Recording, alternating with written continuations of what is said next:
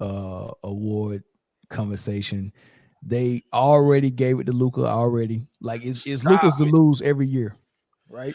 I am so listen, man. They're going to make me hate that foreigner. They're gonna make me hate him, man. And I don't hate him. I got my opinions about him, but I don't hate him. He can hoop. He can hoop. He can hoop. Turkaloo could hoop. Turkaloo definitely could, just like that too. Like similar, like a lot like that. Like not much usage, but Turkaloo. Yeah. Turkaloo was nice. The only difference, though, I think that's one of my most famous takes, yo. I think that the only difference is Turkaloo was home run. Yeah, the only difference is Turkaloo was in shape and played defense. It's the only difference, and play and didn't dominate the ball like Luka. You know what I mean? So other than that, he can shoot threes. Yeah, he can actually shoot. Yeah.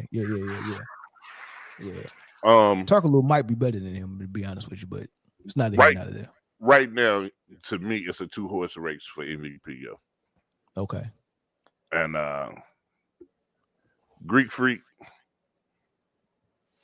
in the league? Yeah. No. He's number 2. The league goes to Jason Tatum, in my opinion. Okay.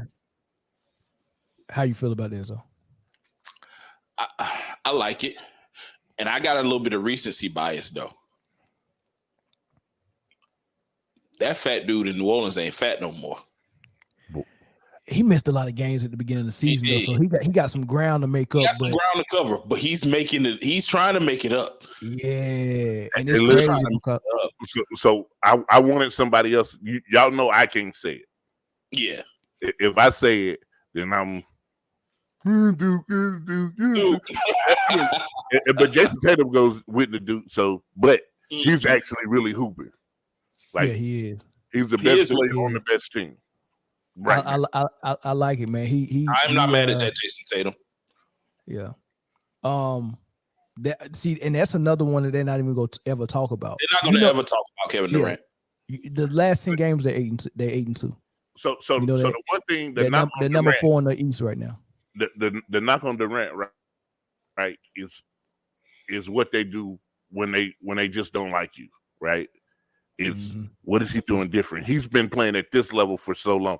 It's the same reason why Bean didn't get more MVPs. It's like, what is he doing?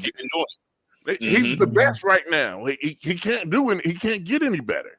You know what I'm saying? How you get better than the best?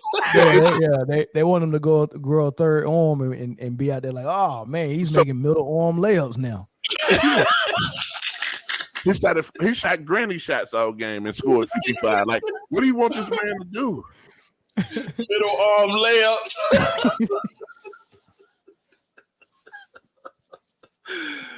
That man a middle arm layup on the right hand side.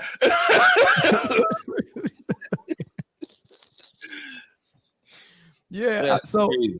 It's not Jazz either, though. By the way, it's not Jazz. Nah, it's definitely not Jazz. For me, I had Tatum last week. He laid a dud for real. It wasn't really a dud. It was one of those games that Jaylen Brown just went absolutely off, and then Tatum kind of like was chilling. I think he ended up with like 14 that game, man. So he stepped back. Yeah. When it's a close race, it's kind of hard to have those nights where you're not doing a lot.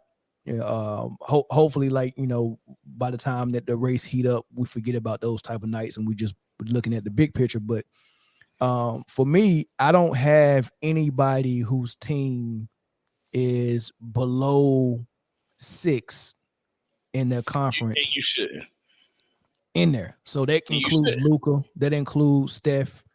I don't care what Luka and Steph do. They can average 50. As long as your team is 6 or below in your conference, I'm not even considering you, right? So that leaves me with for me. Huh? What'd you say? 4?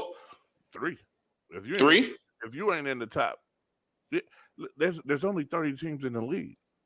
Right. Like, so if you saying 6 in your conference, you got to be on one of the 12 best teams in order to. That's a good argument. That's almost halfway through the league. It'd be hard for a player in the 6th seed to get MVP. Yeah. When it's a close race with a player in the 2 seed. In the 1 or 2 seed, right? Unless that player in the 6 seed did something that was, that broke some type of crazy record. And I'm not talking about like a triple-double record like Westbrook, because I don't think that really equates to winning, but I'm talking about like a record like he averaged 38 points.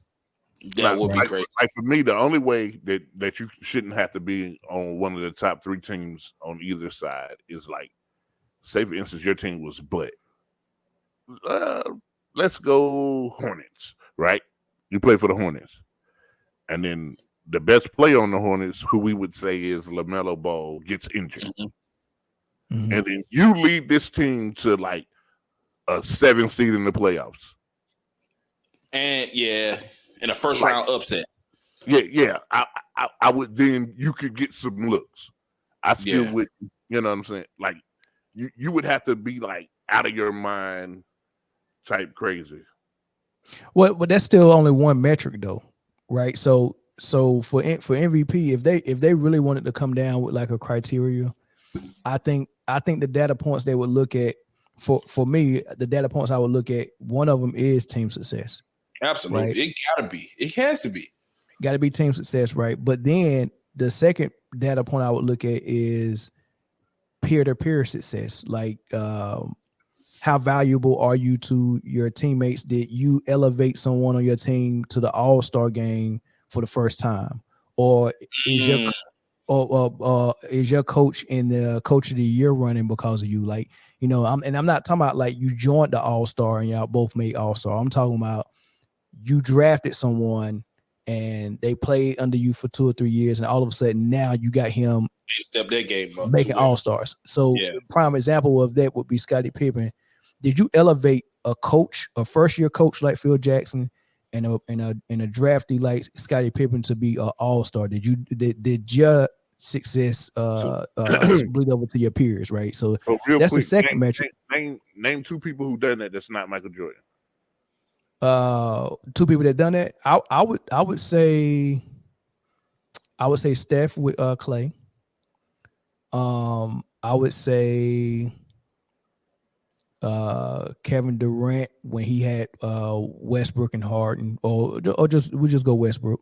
I'll say Kevin Durant with OKC. He did it with that guy. I would say LeBron with Mo Williams. You get what I'm saying? So before I even start, Yeah, I said it's crazy because you don't even think of Mo Williams as being an All-Star ever. Right. So if your play is elevate, that's what you call elevating someone or making somebody better.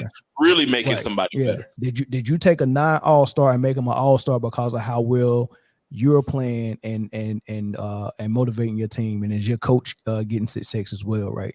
So that's one metric. And then take an All-Star and make him a superstar? Does that hold the same weight in your metric? Possibly, but how do you grade if an All-Star is not a superstar or when he turns into a superstar? Like how do you grade that? Production, I guess, point production. I mean, stats. You have to start looking at stats in that point, because if he's already an All-Star, then the next step has to be superstar, and what would quantify him making that jump. So I don't know. I don't know what would say, okay, this dude was an All-Star, but now he would be considered. Is Jaylen Brown right now? What's the other boy named B.I. Brandon Ingram? Brandon Ingram. Who elevated him? Himself. Nah, he elevated himself. But he elevated himself. So say for instance, if Steve Urkel made it to superstar status, then you would have to then start talking about Brandon Ingram in that light. Who the heck is Steve Urkel?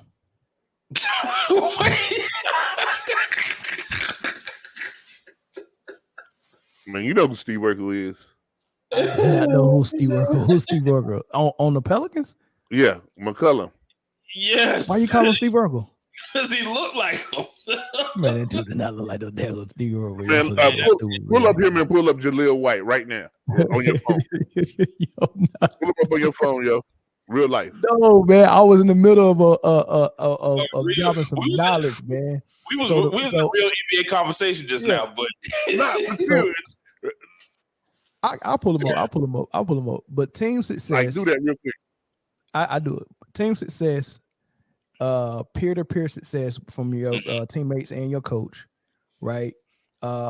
Then your value to the league as a whole, right? So I think the MVP should be someone that's like bringing like revenue, a lot of attention to the NBA. So maybe you having a historic season. Maybe it's justified that the attention that Westbrook was getting from averaging triple-double actually showed its value to the league. So you should be valuable to your team, your peers, your coach, and the league. And you have to have the numbers to back up. Like your performance have to be phenomenal as well. So those are the ways I would grade it. We just can't go to their numbers and that's it. Because if they're not of value to their teammates and their coach, then they don't have a team success. If when you say value to the league, would you measure that with just like doing something historic, or could something as simple as jersey sales impact that value to the league?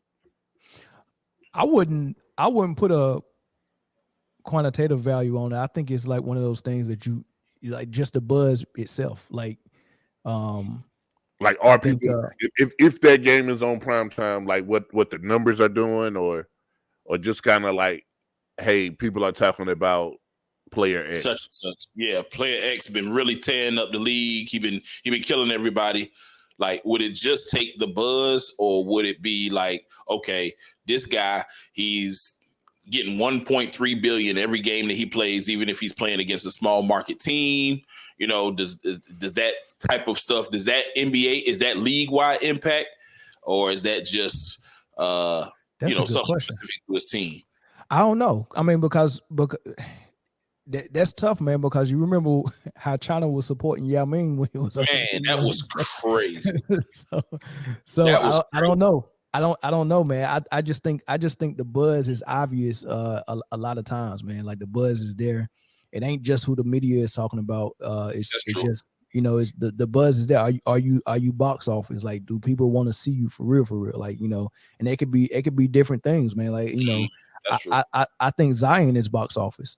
Oh man. Right. And to be honest with you, people are using that anyway in their criteria, but not that they don't know they're using it. They don't use okay. Right. Because you can't even get into the discussion if you don't have that clout. That's true. Like they're not even talking about you. Like, it don't matter how good you playing. If you're not box office.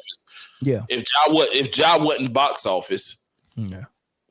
Memphis wouldn't have what he's doing. Okay, got it. Yeah. Yeah. If you ain't a high flying, or you ain't dropping like 40 and 50 balls, and you ain't doing what Dame Lillard doing on hitting game winners, and it's just crazy. It's a certain way to get that buzz about you. Jay, he does not look like no daggone Steve Urkel, man. Stop it. Hey, Jay was waiting. He was like,